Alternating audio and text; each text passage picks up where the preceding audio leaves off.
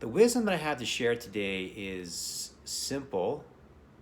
All wisdom is really simple, and yet it's the most simple wisdom that's the most profound wisdom. Like the deeper you go into it, the deeper you go into it, right?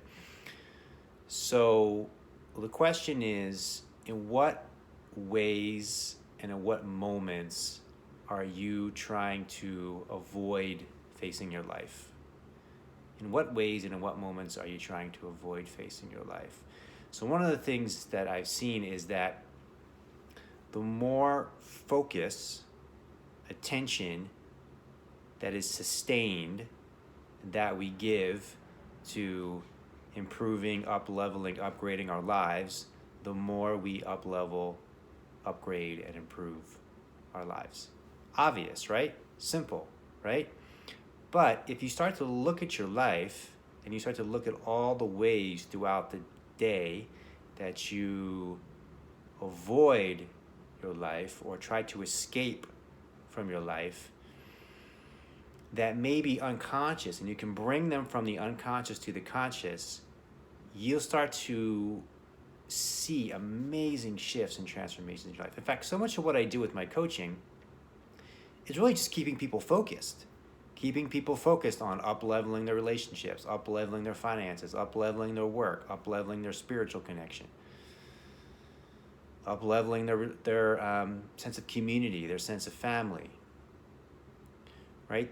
It's just very simple. The more you focus on something, the more it expands and it grows. The more you avoid something, the more it starts to, your attention is taken away from something, is distracted from something, the more it starts to fall apart and deteriorate.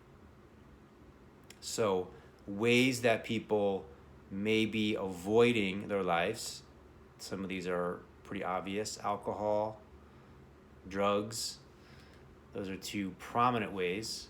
And when I say drugs, it can be illegal drugs or legal drugs. In fact, I would say more people are avoiding their life through legal drugs, through the pharmaceutical industry, than illegal drugs. Then there's some other ways that are more subtle, that are not as obvious sometimes.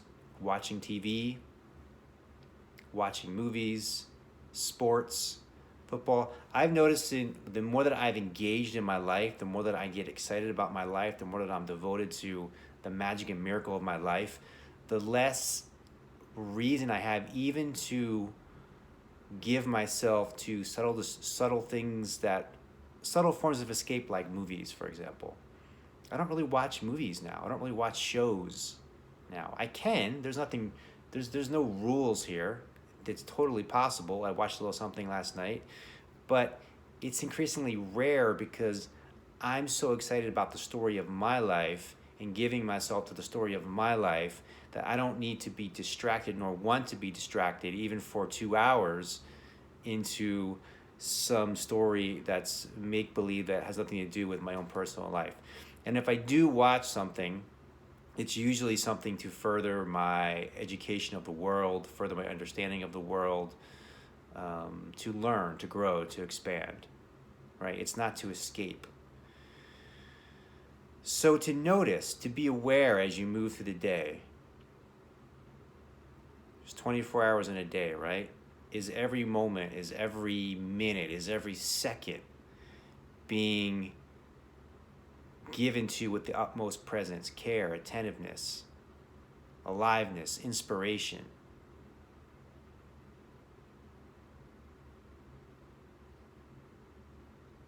Because I like to look at the metaphor of laundry, right? You have a big pile of laundry, and you're like, oh, I don't want to do that. I don't want to face that. I just want to escape from the fact that there's a big pile of laundry, right? And then the next day it's bigger, and you say, I don't want to look at that. I don't want to face that. I want to avoid the fact that there's a bigger pile of laundry, right? And the next day it's bigger and bigger and so on. And this is what we're doing with so many aspects of our life.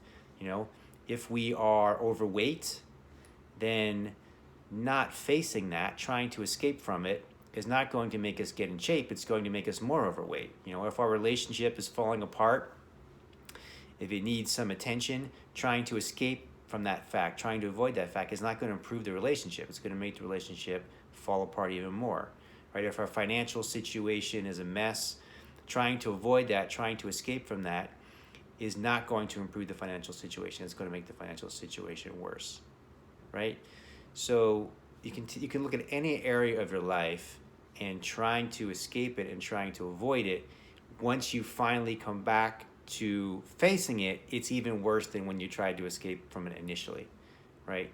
So the sooner we face ourselves, the sooner we look ourselves in the mirror, so to speak, the sooner we face where we are in our relationships, the sooner we face where we are in our physical fitness, the sooner we face where we are in our spiritual connection, the sooner we face where we are with our family, the sooner we face where we are with our sense of community, the sooner we face where we are in our work and our dharma and our purpose, then the sooner we're able to improve it, up level it, up level, right, create the story of our life. We have the opportunity to be life artists, to create the story of our life, to create the story of our dreams by being present every moment, by being alive and awake to the moment, and being a clear, open channel for the universal creative intelligence to move through us in each moment and create the life we're called to create with unlimited possibility, from the field of unlimited possibility.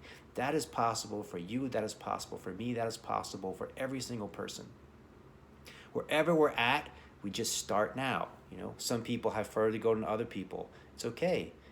We just start wherever we are, and the journey of 1,000 miles, as Lao Tzu says, begins with a single step, and the only step that's important is to take this step in this moment, here and now.